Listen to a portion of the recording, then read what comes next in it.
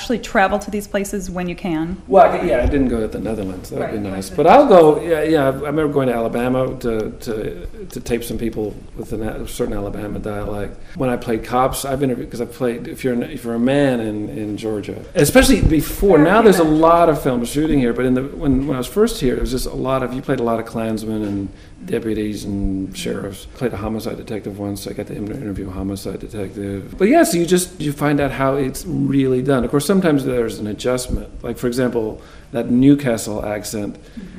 If I had really done the real Newcastle accent for this play I was doing, you couldn't have understood me because it's got like that. No, if you never it's like all these glottals, and so you have to temper it so that people just don't go like that. So talk about actually speaking of an accent. Yeah. There was a character that you played, Evan Van Etten, in the Perilous Dance, which is a documentary. Out of all the characters of your work that I've seen, I think that's my favorite character. And that was all improv too.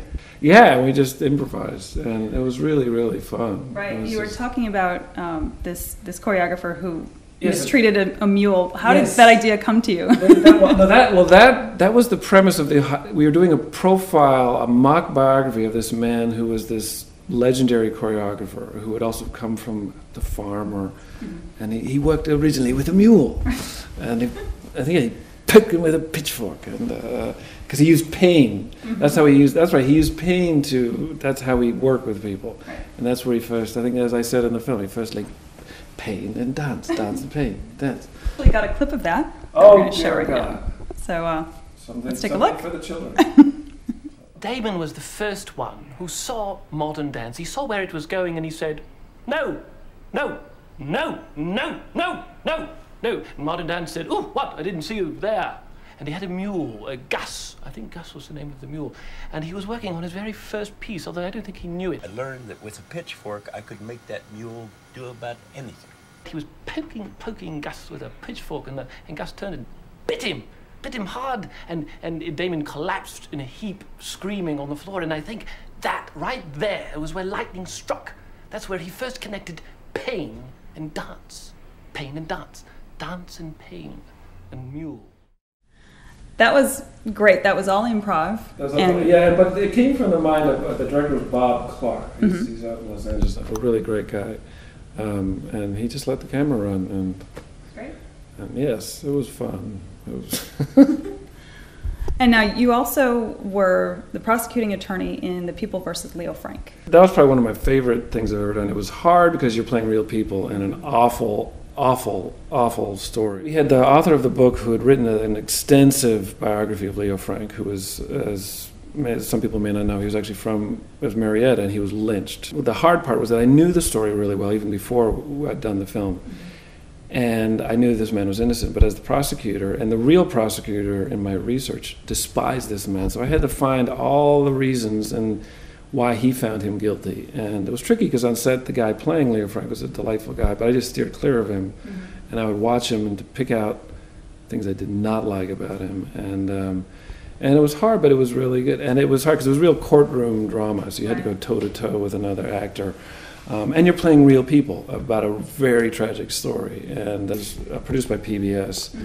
And a lot of people didn't know that story about the depths that human beings can. This was not that long ago. And the leaders of Marietta got together and lynched a man, an innocent man. Actually, we have a clip of that as well. Okay. Want to take a look? Yes, I have red hair. Leo M. Frank felt compelled to write these letters, which he thought would exculpate him, but which instead incriminate and damn him. Did and done. It's a difference between education and ignorance. Old Jim Connell, every time he opens his mouth, he says, I done. This man had been expecting for some time to cause this little girl to yield to his blandishments and deflower her. She wouldn't yield, so you struck her and you ravished her. You were talking about preparing for that role and sort of the emotional toll it can take. It's the darkest part of people, and I had to go, we all have, I had to figure out why did this guy just was obsessed with getting this man put away, and the dark parts of that hate. And we all have bad parts of us, and because you can't judge a character, you have to. Everyone does something for what they think is a good reason, and the same thing with the acting. You have to find what is their point of view. Otherwise, you're acting it. You're acting prosecutorial, or you're acting like a cop. Right. I mean, a good friend of mine is a homicide detective, and he's one of the gentlest people I've ever met. He looks like he could be a preschool teacher, but he was a cop. So I think, and you can see, I've seen that at auditions, people auditioning for me, where they come in and acting like a cop. And it's like, I want to see you as a cop. And that's something actually I've heard repeated in all the lessons that I've taken too, is casting directors and directors aren't necessarily looking for the actor to act like the role. They want to see what you bring to them. You want to be the role, because it's like if I hire you to be, let's say, a surgeon, we say, well, you're not a surgeon, but the script tells us. Let's say, for example, you're a single mother going to a bar. Well, you don't. What does a single mother act like? You would have the script tells us the single mom sitting at the bar. They go, oh yeah, there's Sally. Right. She just had the baby, and she's a single mother. Not a very good script if those are the lines. Right. Oh, so we know that. So you just come in and what are your feelings about that? What do you think about it? I recently played in the David Silverman and Kelly Silverman's film, that Drunk. Too Late Now. And I didn't act. I mean, I haven't been that down. I've been close, but I'm not thinking, oh, what are the characters' thoughts? Those are my thoughts. When I'm sitting there with a drink and a cigarette, I'm thinking about what is messed up in my life. What are I don't know that character. I can't. If I'm thinking his thoughts, those are fake thoughts. But if I'm thinking my thoughts, camera picks that up. And that's what makes it personal for you. That makes it personal, and therefore makes it more personal to someone watching. So they don't go, oh, that's a good actor. They go, oh, they get pulled into a story, not pulled into a performance. You're also a writer. I never planned to be a writer. I wrote, part of it came out of a frustration with the size of part. I was playing a lot of deputies. And I remember hearing about Billy Bob Thornton. He was playing a lot of deputies in these little one-page parts. And he was in his trailer, and he created that character for Sling Blade. He was talking, he was looking in the mirror, and he did a short film about that. So I wrote and directed. I created a character for a play, and then people really liked this. So I ended up creating a short film that I wrote and directed, and it did really well in festivals. And so I kept writing, and I wrote a feature script, or co-wrote a feature script that won a big old award. I had a small part in a Tyler Perry film. They didn't really know me from Adam. The wardrobe designer, he was asking, what are you doing? I said, we just wrote the script. And he said, you should send it to Reuben Cannon upstairs, who was Tyler Perry's producer. So I dropped it off a few days later, along with a copy of that short film I'd done, The Etiquette Man, and got a call a week later saying, we really like your stuff. Had you ever thought of writing for television? I was like, no. It's like, I really had. He said, why don't you try writing an episode? And wrote it in like 3 days. So I started writing. I was a staff writer for 2 years on like House of Pain and Meet the Browns. Then I was head writer on both shows. And there's a character I played called Jim, who was the redneck, talked like that, and wore very tight. Tyler Perry, he'd always mock my tight black pants, had a skull thing, and he had a girlfriend and a wife, and so they would just once in a while say, you want to do Jim again? The most recent thing, I've written a pilot for Shea Griffin. It's kind of a modern day The Waltons. It's called The Land We Love, that we want to produce here. It's a 1-hour drama. It's about West Georgia farmers, multi-generational. I wanted to write a show like The Waltons. The whole family could watch it without it being corny, and it's like the first thing I wrote, the man kills himself in the middle of a bar. Something for the whole family. But yeah, I wanted something that the grown-ups would not be bored with, because I grew up watching The Waltons. Even saw it in Spanish in Colombia. Now you Los Voltanos. didn't realize they had it in Colombia. I did, and Bonanza too, in Spanish. Now you actually teach for Shea. Yes. And you teach a few times a year. I do, workshops. yeah.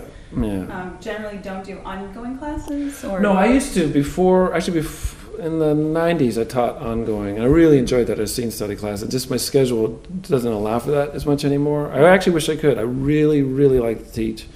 Through the Shea Group, Shea Griffin will only hire people to teach that make a living, either acting, directing. She brings in writers, casting directors. So they're not professional teachers. Right. Because there's some casting directors do that. They used to be casting directors. Now they're just professional workshop teachers. And that's one of the reasons I wanted to teach there. Because, of, things evolve especially in film. Like for example, things are shot, so many things are shot digitally now. So there's multi-camera setups more often, which changes things. You can be a little looser with continuity and things like that. The Alliance Theater has it's called Artist to Artist, and so I'll do that about 2-3 times a year.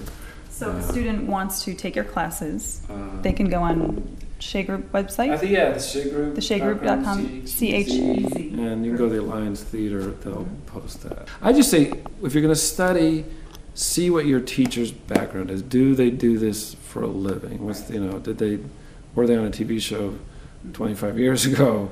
And it's not that, but then again, I mean, I have had good teachers that just taught, but there was also a lot of other stuff. You can very easily get good at taking a class and not necessarily be able to go out and be able to use it. What is the most important piece of advice that you can think of to give Atlanta actors? How can we raise our game here? Prepare. Because the number one thing I've seen with Atlanta actors is they don't prepare enough.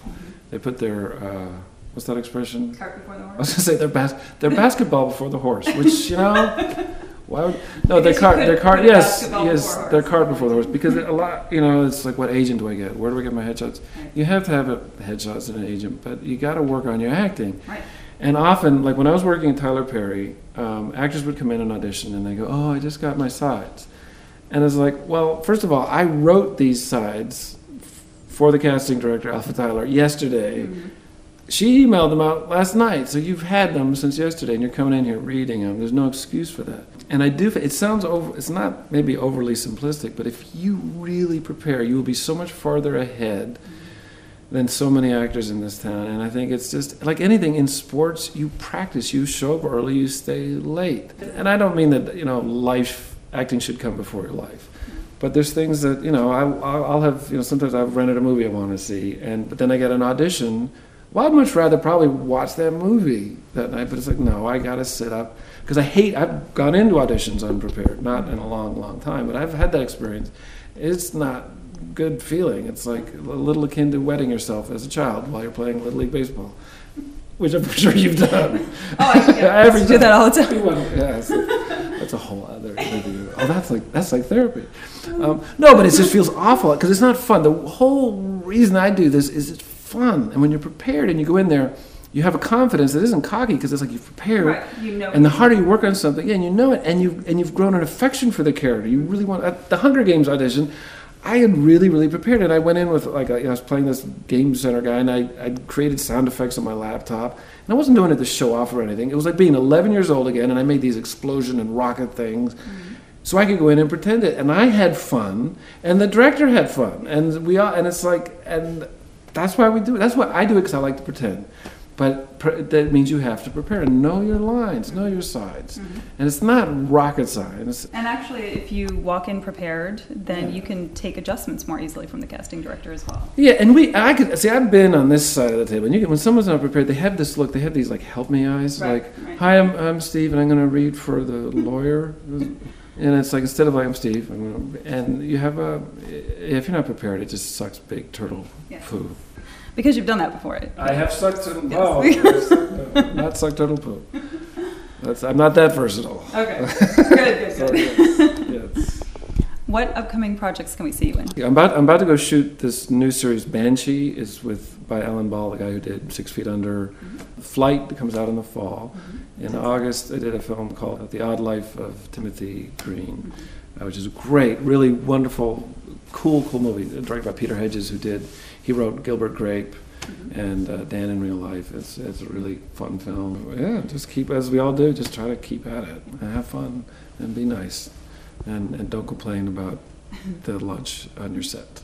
Thank you, Steve, so much for being here. I really enjoyed talking to you. I like talking to you too. Great. I did. Thank you. I'd love to have you back on the show too. That would be great. Then I'll come back anytime. Great. That'd be good. Good. So good luck to you with Thank this. Thank you very much, and you as well. Well, thank you. Hope to see you on set soon. This episode of Call Time Atlanta is brought to you by Take 5 Productions and Afterlight Pictures.